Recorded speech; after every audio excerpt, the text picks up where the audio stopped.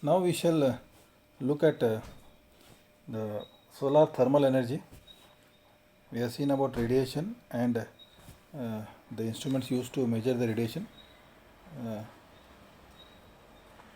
Solar collectors are the main components of most of the solar energy systems.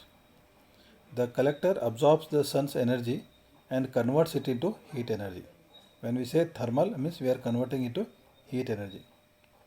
This energy is then transferred to a fluid or air which is used to heat water, generate electricity, dry materials, distill water, or cook food.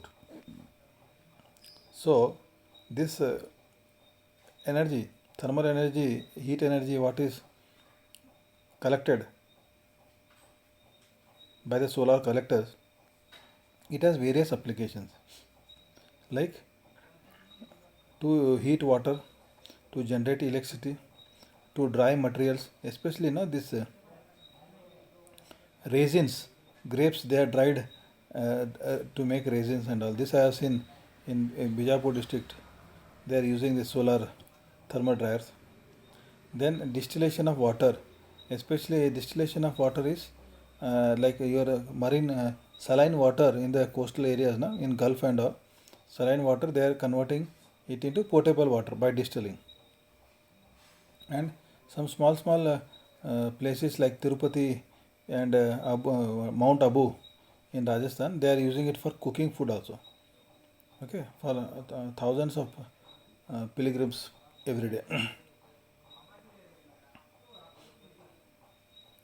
So when used for heating purpose, the solar thermal system can partially or fully replace the conventional fuels such as coal, oil and electricity. So normally we for heating what we use coal, oil or electricity, but we should not use now renewable energy like solar energy is available, which is very environment friendly also. So we will discuss the solar applications. One is the solar water heating system. Okay, that is there are two things. One is flat plate collector and the evacuated tube collector. And second, we will also see the solar thermal power stations.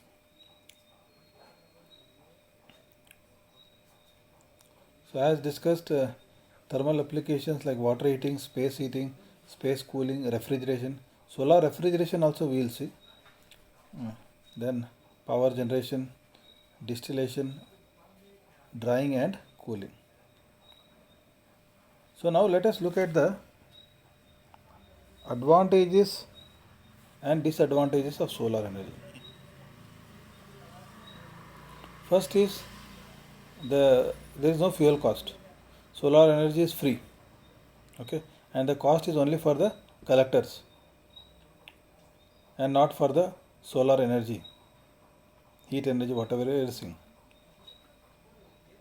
Second, there is no pollution. I think you might have seen water heaters on the rooftops. There is absolutely no pollution.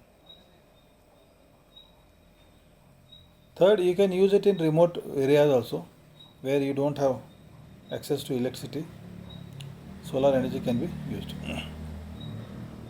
Actually, it is like in Goa and Karwar, in some remote places on hills and some where the number of houses are very few, 1, 2 and something like that, where the grid is not connected, means the electrical lines are not drawn to those houses, they can have this solar energy, whether it is electricity generation or even heating application.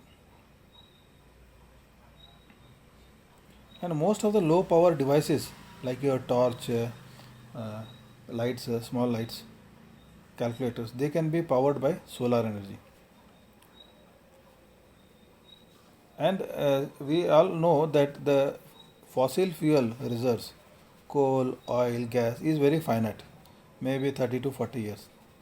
But energy is forever. So these are the advantages. Now let us look at the disadvantages. The main disadvantage is solar energy is only available in the daytime. Okay, not in the night. So it is availability is intermittent. So for nighttime application you need some storage device That is why in water heater you have seen there is a tank which collects the hot water.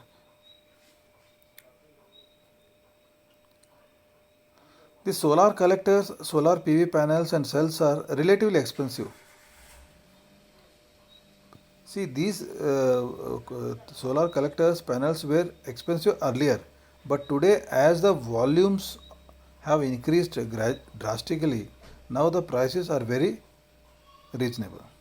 I think 1 kilowatt of solar PV, okay, 1 watt will cost around 30 to 40 rupees. Okay, so 1 kilowatt is 1000 watts. So that is 40,000 rupees. You will get 1 kilowatt of solar photovoltaic. Even 100 liters of water heating system you will get for now 15,000 rupees. You will get 100 liters of solar water heating system.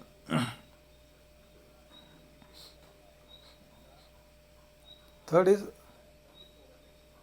the solar power station can be built, but they do not match the power output of a similar size conventional power stations. See, I don't know whether you have visited a thermal power plant, even nuclear power plant you have visited at Kaiga. Though that area is small, but the power is very huge. Kaiga produces around 840 megawatt continuously 24/7, and there is no pollution, and the area is consumed very less. Whereas the solar power plant, they use large area and they are also very expensive.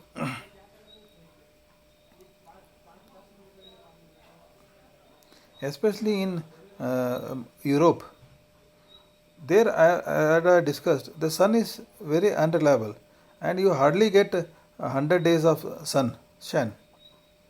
So in places like that, it is not very advantageous. In India, it is the solar energy is being harnessed aggressively because we have around 300 days plus of solar energy in per annum. And solar energy, these photovoltaic systems, whatever they install, they require lot of land, because as we have discussed, our solar insolation which comes to our earth is almost 350 watts per meter square. For 1 kilowatt, if I want to install 1 kilowatt of solar photovoltaic system, so I require around 3 meter square of area. So that is very huge. And normally in our house we will have a requirement of 3 to 4 kilowatt. So 3 to 4 kilowatt means we require 10 to 15 meter square of area, rooftop area, to cater to our house requirement. 15 meter square is almost 150 square feet.